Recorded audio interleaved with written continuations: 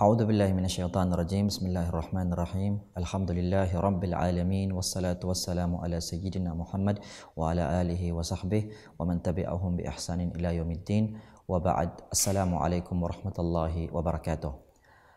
Muli andito naman tayo sa ating munting programa na makapagbigay tayo ng mga munting kaalaman tungkol sa mga pananampalataya sa Islam. Ngayon naman ang topic natin ngayon ay isa sa tinatawag na mga haligi ng Islam, ang paniniwala sa mga anghel o al-imanu bil malaika sa wikang Arabic, paniniwala sa mga anghel. So itong paniniwala na to, paniniwala sa mga anghel ay napakahalaga sapagkat isa ito sa mga anim na haligi ng paniniwala. No? Sa Islam is meron tayong tinatawag na arkanul iman o mga haligi ng paniniwala o pananampalataya na kinakailangan sa isang taong mananampalataya, sa isang taong Muslim ay naniniwala sa mga bagay na ito, itong anim na to. No? Ito yung tinatawag na al-imanu billah, paniniwala sa Allah bilang nag-iisang Diyos na siya lamang dapat sambahin. Paniniwala al-imanu bir rusul, paniniwala sa mga sugo, mga propeta na ipinadala ng Allah dito sa lupa. Al-imanu bil kutub, at paniniwala sa mga kasulatan, kapahayagan na ipinadala ng Allah subhanahu wa ta'ala sa mga sugot sa mga propeta sa kanilang kapanahunan, no? Sa mga sugot sa mga propeta. Pang-apat, al-imanu bil malaika, no? Paniniwala sa mga anghel, no? Ito yung topic natin ngayon, no?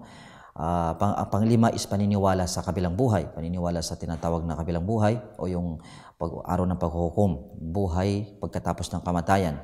Pang-anim na haligi ng paniniwala ay yung paniniwala sa tinatawag na takda o tadhana o al-qada wal qadar sa Arabic.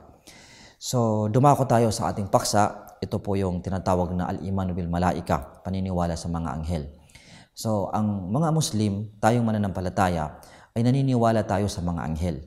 No? Naniniwala tayo na sila ay nilikha, no? Kasama sila sa mga nilikha ng Allah subhanahu wa ta'ala na tagasunod niya. No? Itong mga nilikha na to ay hindi sila marunong sumuway, hindi sila marunong magkasala, hindi sila marunong gumawa ng kasamaan. Bagkus ginawa sila ng Allah subhanahu wa ta'ala na mga mararangal, mga matutuwid, no? Mga tagasunod ng Allah subhanahu wa ta'ala. Sabi ng Allah subhanahu wa ta'ala sa banal na Quran, A'udzu billahi minasyaitonir rajim, wa qalu ittakhadha ar-rahmanu walada bal ibadun mukramun la yasbikunahu bil qawli wa hum bi amrihi ya'malun. Sabi ng Allah subhanahu wa ta'ala sa banal na Quran, no? At sinasabi nila, yung mga taong hindi naniniwala, hindi nananampalataya na ang Allah ay nagkaroon ng anak. No? Pinaparatangan nila ang Allah subhanahu wa ta'ala na nagkaroon ng anak. Na ang sinasabi nila nito ay ang mga anghel. No? Pinaparatangan nila na sinasabi nila ang mga anghel ay mga anak ng Allah subhanahu wa ta'ala. A'udhu billah, subhanallah. No? Maluwalhati ang Allah subhanahu wa ta'ala. Pero sabi ng Allah, bal ibadum mukramun. Hindi sila mga anak ng Allah, bagkus sila ay mga alipin ng Allah subhanahu wa ta'ala, nilikha niya ng mga mararangal na mga nilikha. La yasbikunahu bil qawl. Sila ay hindi nila pinangungunahan ng Allah sa kanyang salita. Wa hum bi amrihi ya'malun. Bagkus sila ay gumagawa sila, sumusunod sila sa kung ano man yung ipinag-uutos sa kanila ng Allah subhanahu wa ta'ala. So nabanggit sa Quran na sila ay mga anghel, sila ay sumusunod sa Allah subhanahu wa ta'ala at hindi sila mga anak ng Allah subhanahu wa ta'ala. So pinatunayan ng Quran na ang mga anghel ay nilikha ng Allah subhanahu wa ta'ala na kinakailangan natin paniwalaan to. Marami pa sa talata sa Quran, no? Tulad halimbawa sa ibang verse sa Suratul Baqarah, no? Sabi ng Allah subhanahu wa ta'ala, A'udzu billahi minasyaitonir rajim, amana ar-rasulu bima unzila ilayhi min rabbih wal mu'minun. Ang propeta, ang sugo ay naniwala sa kung ano man yung ibinigay sa kanya ng kanyang Panginoon, ang Allah subhanahu wa ta'ala. Ganun din ang mga mu'minun, ang mga mananampalataya. Kullun amana billahi wa malaikatihi. Lahat sila ay naniniwala sa Allah, wa malaikatihi, sa kanyang mga anghel. Wa kutubihi, sa mga kapahayagan na isinulot ng ipinahayag sa mga sugat sa mga propeta, wa malaikati wa kutubihi wa rusuli, at saka mga sugat sa mga propeta. So pinatunayan ng banal na Quran, no, na ang sugo, ang propeta Muhammad sallallahu alaihi wasallam at ang kanyang mga tagasunod, no, at lahat ng mga sumusunod sa kanya ay naniniwala sa mga bagay na nabanggit natin, at isa dito ay ang mga anghel, Okay. Ano ang napapaloob sa paniniwala sa mga anghel? No? So, ang napapaloob dito ay tayong mga Muslim, tayong mananampalataya, ay naniniwala tayo na itong mga nilikha na to ay totoo sila. No? Sila ay nilikha ng Allah subhanahu wa ta'ala at mayroon silang sariling daigdig. No? Hindi tulad ng daigdig ng tao. No? Tayo na mga tao ay hindi tayo binigyan ng Allah subhanahu wa ta'ala na kakayahan na makita sila maliban sa mga pinili ng Allah subhanahu wa ta'ala na makita sila, tulad halimbawa ng mga sugot sa mga propeta na nakikita nila yung ilan sa mga anghel. No? Halimbawa si Anghel Gabriel nakita ng mga sugot sa mga propeta sapagkat siya yung naghatid ng mensahe. Okay, so pero tayo na pangkaraniwang tao ay wala tayong kakayahan na makita ang mga anghel. So mayroon silang sariling daigdig, no, na bukod pa sa daigdig ng tao at saka daigdig ng jin. Pangalawang napapaloob sa paniniwala sa mga anghel, no, ay naniniwala tayo sa mga pangalan na nabanggit sa kasulatan ng Quran, sa kasulatan sa Quran at saka sa hadith ng Propeta Muhammad sallallahu alaihi wasallam. May mga ilan sa kanila na binanggit na mga pangalan, tulad halimbawa ni Anghel Gabriel, nabanggit sa Quran na si Jibril, no? Nabanggit sa Quran na si Jibril ang kanyang pangalan. No? Mayroon ding isang anghel na pangalan niya si Israfil. No? Mayroon ding anghel na pangalan niya si Mikail. At mayroon ding anghel na pangalan niya si Malik. May mga pangalan itong itinawag sa kanila. So bilang isang Muslim, naniniwala tayo sa mga pangalan na pinatunayan ng Quran at saka sa hadith ng Propeta Muhammad sallallahu alaihi wasallam. Pangatlong napapaloob sa paniniwala sa mga anghel na to ay naniniwala tayo na sila ay may mga katangian na ibinigay sa kanila ng Allah subhanahu wa ta'ala, na maaring itong katangian na to ay magkaiba sa katangian ng tao o sa kaya nila ring kakayahan o kapangyarihan. Tulad halimbawa ng itong kanina una-una is yung kanina nabanggit natin na meron silang sariling daigdig na nakakaiba sa daigdig ng tao. No? So hindi natin sila nakikita, makapangyarihan sila, may mga bagay na nagagawa nila sa kapahintulutan ng Allah subhanahu wa ta'ala at kinakailangan natin itong paniwalaan. Subalit itong paniniwala nila, subalit itong kanilang kakayahan ay hindi galing sa kanilang kakayahan, kundi ito ay pinagkaloob sa kanila ng Allah subhanahu wa ta'ala, at hindi natin sila pwedeng sambahin o hindi natin pwedeng paniwalaan na may kaakibat sila sa kapangyarihan ng Diyos. No? Tulad halimbawa sa ibang pananampalataya na itinaas nila yung antas ng mga anghel ng maliban sa kanilang antas. No? May mga naniniwala na sila ay may kabahagi sa Diyos. So subhanallah, Allah subhanahu wa ta'ala ay maluwalhati sa ganung pagpaparatang. Okay. So, kasama sa mga katangian na yun ay nabanggit rin na sila ay nilikha ng Allah subhanahu wa ta'ala mula sa liwanag. Nilikha sila ng Allah subhanahu wa ta'ala mula sa liwanag, tulad ng pagkasabi ng Propeta Muhammad sallallahu alaihi wasallam sa hadith niya, "Khulikatil malaikatu min nur wa khulikatil jannu min marijim min nar wa khulikat banu adama mimma wa khulika adamu mimma wusifa lakum." Sa hadith ng Propeta Muhammad sallallahu alaihi wasallam. Sabi niya, ang mga anghel nilikha mula sa liwanag.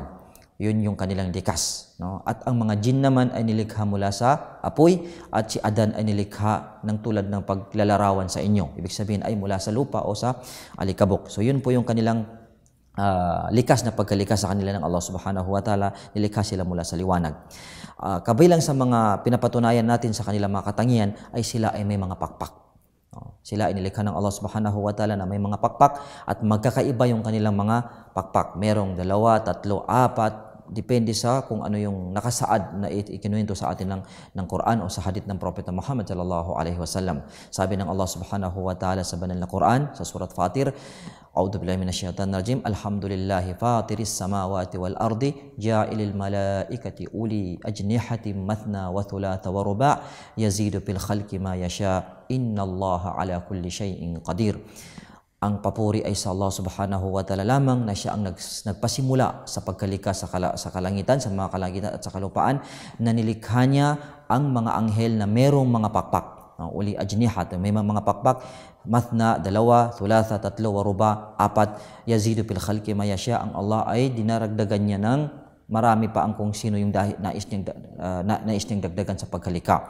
Ang innallaha ala kulli syai'in qadir, katiyakan na ang Allah ay ganap na makapangyarihan. So ito po yung patunay natin na banggit sa Quran na may mga pakpak sila. Ganun din sa hadith ng Propeta Muhammad sallallahu alaihi wasallam, nabanggit rin na nabanggit na nakita niya si Anghel Gabriel, no, na meron siyang lahu sittumi janah, meron siyang 600 na pakpak. Subhanallah, no? Yun yung isipin natin na ganun sila kapangyarihan, no? Okay. Kasama rin sa mga napapaloob sa paniniwala sa mga anghel ay naniniwala tayo na sila ay may mga katungkulan, no? May mga ginagawa sila, no? May mga ginagawa sila na ipinag-utos sa kanila ng Allah Subhanahu wa Ta'ala. Nabanggit sa hadith na may mga anghel na ang kanilang katungkulan ay naghahatid ng mensahe ng revelasyon sa mga propeta gaya ni Anghel Gabriel, no? Nabanggit rin sa Quran sa hadith ng Propeta Muhammad sallallahu alaihi wasallam na may mga anghel naman ang kanilang katungkulan, ang kanilang ginagawa ay nagbabantay lamang sa tao upang isulat ang mga gawain ng tao mabuti man o masama, no? Nabanggit din sa Quran na bawat isang tao ay may dalawang anghel na nakabantay sa kanya, hindi nila ito hinihiwalayan ang tao, no, na sinusulat nila ang gawain ng tao, mabuti man o masama. May isang anghel ang kanyang ginagawa, sumusulat lang ng kabutihan ng ginagawa ng tao sa kanyang salita, sa kanyang gawain. Ganon din ang isang anghel naman sa kanyang mga masasamang gawain. At itong tinatawag natin na talaan ng kabutihan, book of record, na sa kabilang buhay ay ipapakita ng Allah Subhanahu wa Ta'ala itong mga talaan na to para sa tao, para hindi makarason ang tao na hindi niya kayang pasinungalingan ang mga gawain niya dito sa mundo. May mga anghel na nabanggit rin na kanilang ginagawa ay naghahatid ng biyaya, halimbawa sa tao, nung nagpapaulan, no, tulad nung nabanggit na si Anghel Mikael. No, may mga anghel naman na sila naman yung, may anghel na siya naman ang inatasan ng Allah Subhanahu wa Ta'ala ng iihip sa tambuli pagdating ng huling araw. Pag dumating ang huling araw ay ihipan niya ang napakalaking tambuli at magugunaw ang mundo, mamamatay, matatapos ang lahat ng nilikha ng Allah Subhanahu wa Ta'ala. Marami pang nabanggit sa hadith at saka sa sunnah ng Propeta Muhammad sallallahu alaihi wasallam tungkol sa mga ginagawa ng mga anghel. At bilang panghuli, ano yung magandang dulot ng paniniwala sa mga anghel sa isang taong nananampalataya? Okay, ang unang dulot nito, mga kapatiran sa pananampalatayang Islam, ay pag ang tao ay naisip niya yung ganong kapangyarihan na nilikha, ay mas lalong madadagdagan yung pananampalataya niya, paniniwala niya sa Allah. No, sapagkat ang kadakilaan ng nilalang ay nakasalalay sa kadakilaan ng tagapaglikha. Subhanallah. No? Imagine kung gaano kapangyarihan ng Allah Subhanahu wa Ta'ala na nilikha niya itong mga nilikhang makapangyarihan na ito, ay mas makapangyarihan pa siya sa mga ganong bagay. Pangalawa ay magandang apekto nito sa pananampalataya sa tao na naniniwala siya na may mga anghel ay yung tinatawag na naninindigan ka sa pagsunod sa Allah, nagiging matuwid ka sa pagsunod sa Allah. No, sapagkat ang tao, pag siya ay naniniwala na may mga anghel na nakasulat pala sa kanyang mga gawain, sa kanyang kanan at saka sa kaliwa, na hindi siya hinihiwalay ng mga anghel na to, ay hindi niya magawa hindi niya ninaisin na gumawa ng kasamaan, no, o mga bagay na hindi mabuti, sapagkat naniniwala siya, no, na may anghel na sumusulat sa kanyang mga gawain. Kaya napapatuwid siya sa kanyang pananampalataya. Yun yung magandang bunga ng paniniwala sa mga anghel. Pangatlo, no, ay maaring ang tao ay nagiging matiisin siya sa pagsunod sa Allah. No, sa kabila ng lahat ng kanyang nadarama dito sa mundo, sa paghihirap o mga bagay na nahihirapan dito siya sa mundo, pag ang tao naniniwala na may mga anghel, na libu-libong mga anghel na nandito sa sinukob na to, sa mundo na to, nakasama niya na nananampalataya sa Allah Subhanahu wa Ta'ala, ay nagiging matatag siya sa kanyang pagsubok. At bilang panghuli sa bunga ng paniniwala sa anghel na to, ay ang tao ay naradagdagan yung pasasalamat niya sa tagapaglikha. Yun ang Allah Subhanahu wa Ta'ala, sapagkat ang Allah ay lumikha siya ng ganung kapangyarihan, ganung karaming mga nilikha, na sila yung tagabantay, sila yung nangangasiwa sa mga tao, pangangalaga sa mga tao, sa kapahintulutan ng Allah Subhanahu wa Ta'ala. Pag naisip niya ito, ay isa ito sa mga biyaya ng Allah Subhanahu wa Ta'ala, na inatasan pa niya ang mga anghel na mangalaga sa kanyang mga nilikha. Yun po ang mga tao. So muli, inshallah, naway hinihiling natin sa Allah Subhanahu wa Ta'ala na nakapagbigay ng pakinabang itong lecture natin ngayon. Hanggang dito na lang po sa muli. Assalamualaikum warahmatullahi wabarakatuh.